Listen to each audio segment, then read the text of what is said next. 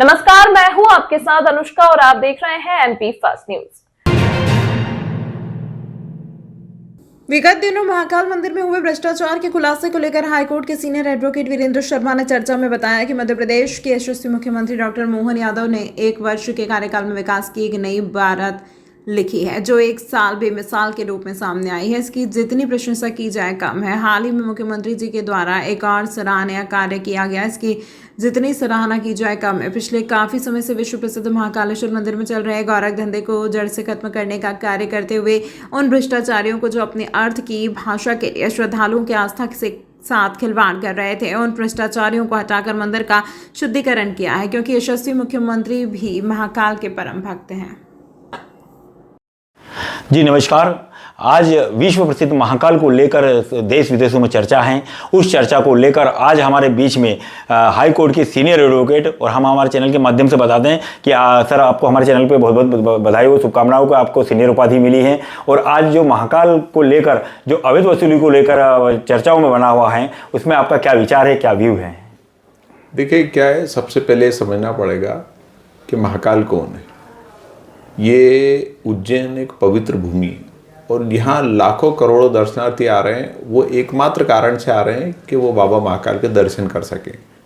दर्शन की व्यवस्थाओं को बनाए रखने के लिए सर्वप्रथम प्रशासन की ये ड्यूटी है कि किस प्रकार से सुलभ, सहज और बिना आर्थिक परेशानियों के लोगों को दर्शन हो सके। महाकाल के मंदिर में 1 रुपया भी यदि आपको वहाँ बाबा के स्थान पे मिल जाए तो वो यदि उठा के भी अपन अपनी जेब में रख रहे हैं तो वो अन्याय और अत्याचार कर रहे हैं। तो परमात्मा की हजारों आंखें हैं और वो हजारों आंखों वाला जो है ऊपर से देख रहा है। आपको जान के आश्चर्य होगा कि जब भगवान लक्ष्मण को मूर्छा आई तो राम जी बड़ा चिंतित हो गए थे। उन्होंने हनुमान से कहा कि हनुमान क्या करें। हनुमान जी ने कहा कि जो है प्रभु आप क्यों चिंता करते हो, मैं मृत्यु को ही मार देता हूँ तो जो है लक्ष्मण जी को जो है कौन ले जाएगा सुबह तक।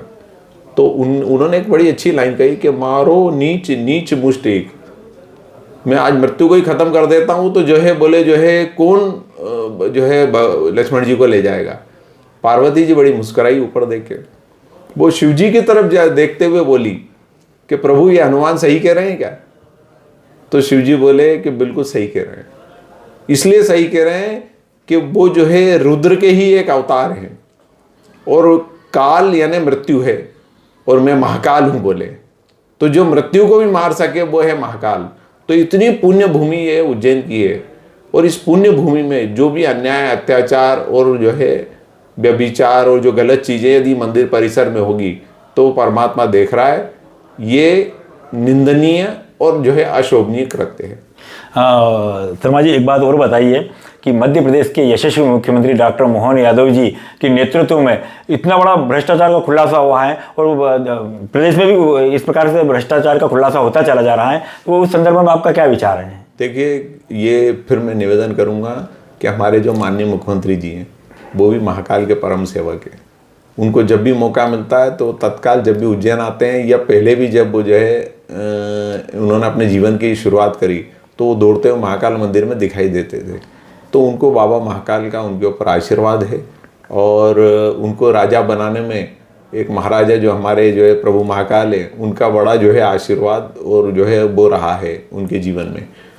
मुख्यमंत्री जी बड़ा उचित काम कर रहे हैं। उनका जो है 1 वर्ष 1 साल बेमिसाल रहा है। बेमिसाल में उन्होंने भ्रष्टाचार पर अंकुश लगाई।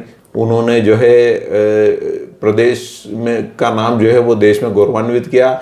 वो देश में जो है इतना सहज सरल काम कर रहे हैं कि आज प्रदेश ही नहीं राष्ट्रीय स्तर पर उनके लोग पसंद करने लगे। चूँकि उनकी वाणों पे सरस्वती बैठी हुई है और बुद्धि के वो देवता हैं, तो बुद्धि जो है उनको आगे ले जा रही है। भ्रष्टाचार मुक्त प्रशासन उनका मूल उद्देश्य है। जितना अच्छा वो काम कर रहे हैं और इसका एक परिणाम महाकाल मंदिर में भी देखने को मिला। पर एक थोड़ा सा क्लॉज में ये यहाँ कहना चाहूँगा, जिस प्रकार लोगों के मन में भाव आते हैं कि भाई ये जो है किसी की हड्डी टूटी या नहीं टूटी, तो ये स्पेशल डिसाइड करने दो डॉक्टर को, इंजीनियर को डिसाइड करने दो कि ये जो है मटेरियल सही है या ख़राब है।